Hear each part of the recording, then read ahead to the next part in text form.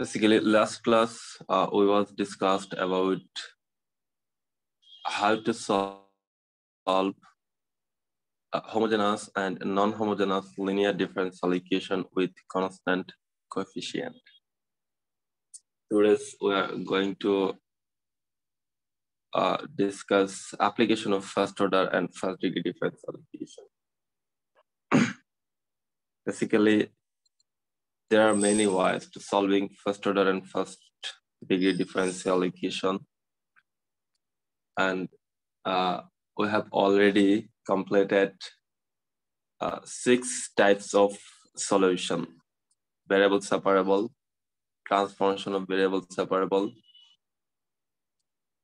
homogeneous differential equation, linear differential equation, exact differential equation, and Bernoulli's differential equation. Basically, linear differential equation and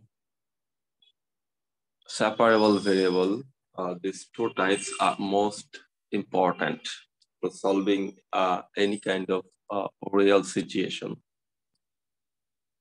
And here we are going to start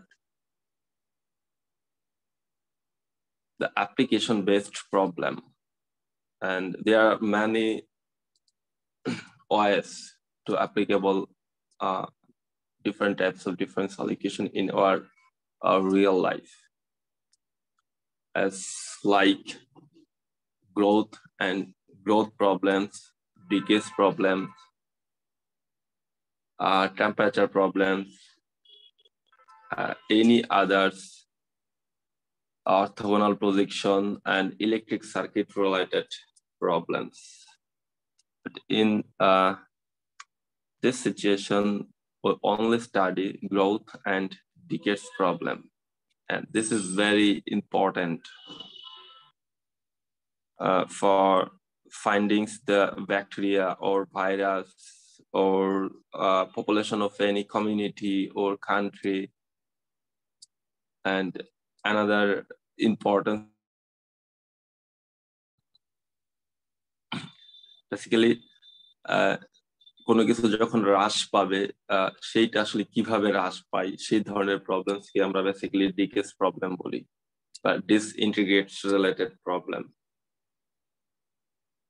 so growth এবং ডিকেস problem এই 2 ধরনের প্রবলেমটাই আমরা এখানে study করব।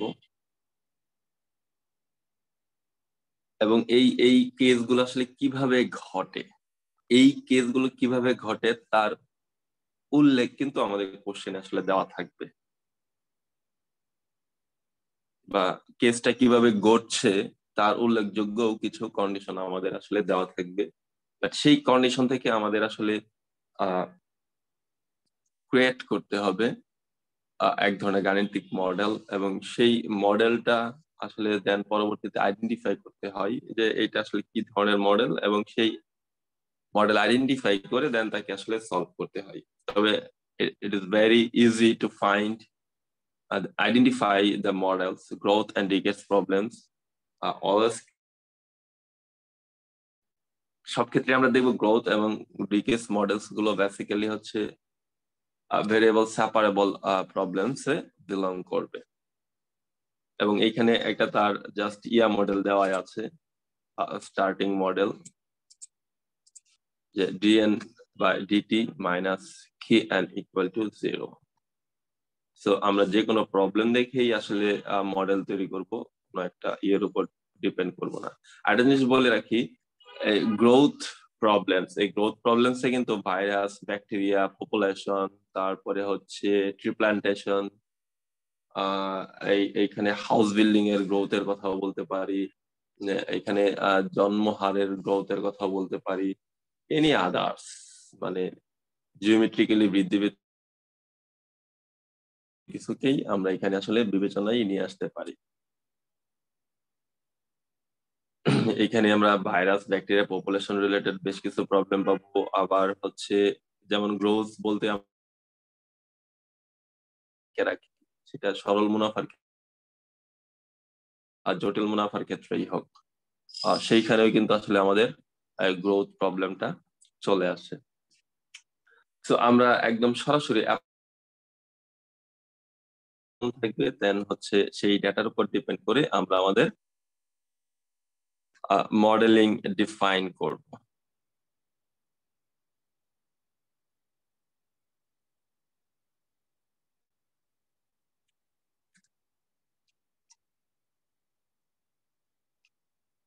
Solve problem.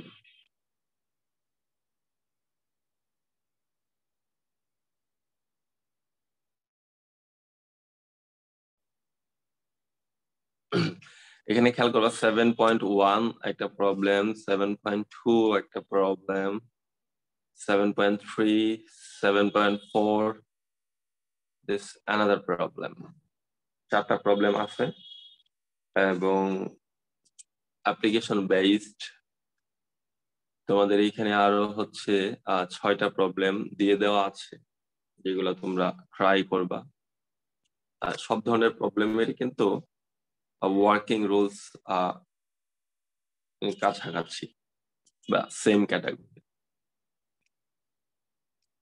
এবং একটা problem কিন্তু তুমি যে কোনো প্রক্রিয়ায় সলভ করতে পারো যদি সেটা লজিক্যাল ধাপ হয়। তোমাকে এখানে বলে দেওয়া নাই যে তুমি এই প্রক্রিয়ায় করো, এই প্রক্রিয়ায় করো, এই প্রক্রিয়ায় করো, বা যদি থাকে তাহলে যেই প্রক্রিয়াটা উল্লেখ থাকবে তুমি সেই প্রক্রিয়ায় এটা ট্রাই করতে পারো। বা যদি তোমাকে কোনো প্রক্রিয়া উল্লেখ করে না দেওয়া থাকে, জাস্ট শুধু তোমাকে কোনো প্রবলেম সলভ করতে বলে, তুমি কিন্তু সেখানে হিউজ পরিমাণ লজিক অ্যাপ্লাই করতে পারো যদি সেটা অ্যাপ্লিকেবল হয়। যে যদি এই প্রক্রিয়া সলভ করা যায় এই প্রক্রিয়া করবা, যদি এই প্রক্রিয়া সলভ করা যায় এই প্রক্রিয়া করবা, এতে কিন্তু কোনো বাধা নেই। সাপোজ 7.4 প্রবলেমটা একটু তোমরা দেখতে পারো, এটা একটা bacteria related problem. A bacteria culture is known to grow at rate proportional to the amount present. ব্যাকটেরিয়াটা বৃদ্ধি পাচ্ছে কোন একটা সমাজে, মানে ব্যাকটেরিয়া সমাজে, যে বর্তমানে যে সংখ্যক ব্যাকটেরিয়া আছে তার সমানুপাতিক হারে সে বৃদ্ধি পাচ্ছে। অর্থাৎ সমানুপাতিক মানে কি, সময় বাড়ার সাথে সাথে ওই জিনিসটাও বাড়ে। যেমন আমাদের জনসংখ্যা কি বর্তমান জনসংখ্যার সাথে সমানুপাতিক হারে বৃদ্ধি পাচ্ছে। অর্থাৎ বর্তমান যে পরিমাণ জনসংখ্যা আছে, সময় বাড়ার সাথে সাথে কি আমাদের আসলে পপুলেশনটাও গ্রোথ হচ্ছে। এটা কিন্তু আসলে সমানুপাতিকের মেইন মানে মিনিং। যদি এখানে ইনভার্সলি প্রপোর্শনাল বলা হইতো কখনো, ইনভার্সলি প্রপোর্শনাল বলতে আমরা আসলে কি বুঝি, যে একটা জিনিস বাড়লে আরেকটা জিনিস কমবে। অর্থাৎ সময় বাড়লে হয় জনসংখ্যা কমবে, নয় জনসংখ্যা বাড়লে হয় কি সময়টা পিছনের দিকে চলে যাবে। তো এরকম। After 1 hour 1000 stands of the bacteria are observed in the culture. 1 ঘন্টা পরে দেখা গেছে সেই জায়গাতে 1000 ব্যাকটেরিয়া আছে। And after 4 hours it will be 3000. And this is our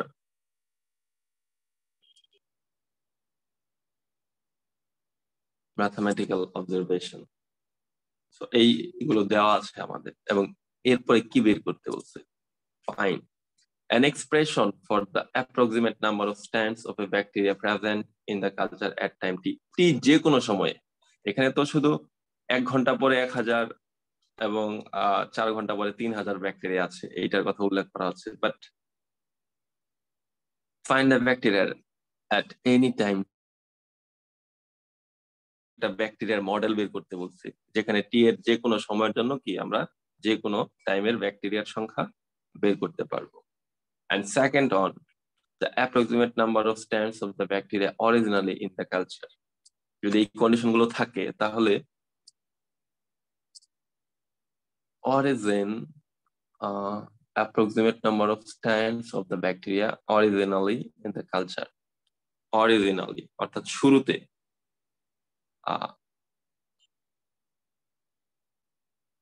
সেই ব্যাকটেরিয়ার কালচারে শুরুতে ব্যাকটেরিয়ার সংখ্যাগুলো আসলে কত ছিল সেটাই বেসিক্যালি আমাদের বের করতে বলছে। তো এই কন্ডিশন গুলোকে তুমি আরো বিভিন্ন ভাগেও ভাগ করে নিতে পারো তোমার সুবিধার জন্য। আমরা বোর্ডে চলে আসি, বোর্ডে এসে তারপরে দেখাচ্ছি।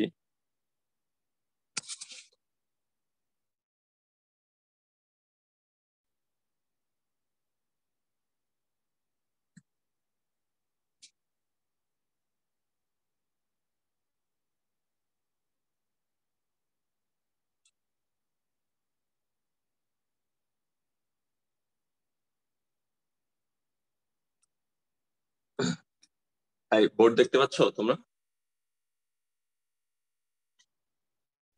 জি স্যার। Okay.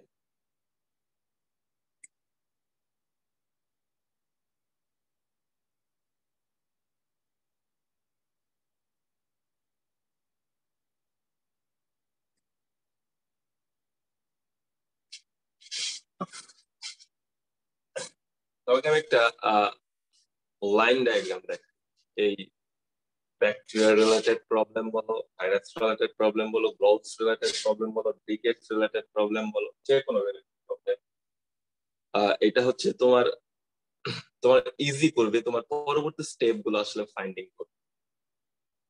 যেমন আমাদের প্রবলেমটা তো 7.4 প্রবলেমটা আমরা নিয়েছি অ্যাপ্লিকেশন বেসড প্রবলেম থেকে। এখন দেখো আমি একটা just simple line diagram draw করবো এখানে। যে কি বলে দেওয়া আছে যে একটা কালচারে 1 ঘন্টা পরে একটা নির্দিষ্ট সংখ্যক ব্যাকটেরিয়া ছিল, suppose is equal to 1 hour. এই 1 আওয়ারের সময় তোমার ব্যাকটেরিয়ার সংখ্যা কত ছিল? X equal to 1000। তুমি ইজি করে নিলা তোমার কন্ডিশন গুলো just, and after t is equal to 2 times, অর্থাৎ সরি এটা 4 ঘন্টা পরে তোমার ব্যাকটেরিয়ার সংখ্যা কত ছিল? x equal to 3000। এই দুইটা কন্ডিশন তোমার দেওয়া আছে ফার্স্ট এন্ডে।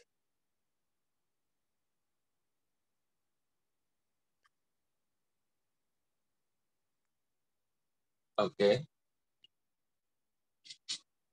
এই অপশনগুলো এই অপশনগুলো থেকে বা এই ডাটাগুলো থেকে আমাকে একটা যে কোনো সময় ব্যাকটেরিয়া এক্সপ্রেশন বের করতে হবে।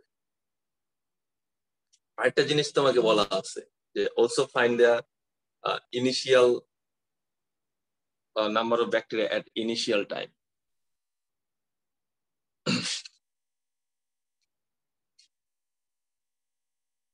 আমাদের শুরুতেই কিন্তু বলা আছে যে ব্যাকটেরিয়া ইনক্রিজিং এর যে হারটা, এটা হচ্ছে কি ওই কালচারে ইনস্ট্যান্টেনিয়াসলি যতগুলো ব্যাকটেরিয়া থাকে তার সাথে সমানুপাতিক।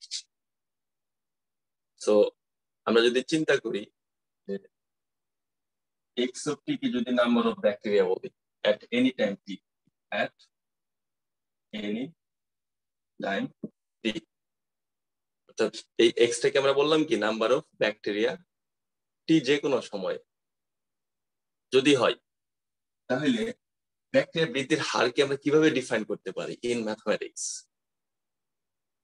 dx by dt, কারণ আমরা জানি dx by dt মানে কি rate of change of x with respect to t, this range increasing or decreasing। যেহেতু এখানে ইনক্রিজিং এর কথা আছে, অবশ্যই x increase with respect to t, তার মানে ব্যাকটেরিয়া বৃদ্ধির হার, এটাকে আমরা ডিফাইন করতে পারি কি dx over dt। আর বলা আছে যে কোনো সময় ব্যাকটেরিয়ার সংখ্যা কত আমাদের? x। So obviously by condition we can write dx over dt areas x, since the increasing rate is proportional to number of present times bacteria. This is increasing rate and this is the number of bacteria at any time t, and both two are proportional যেহেতু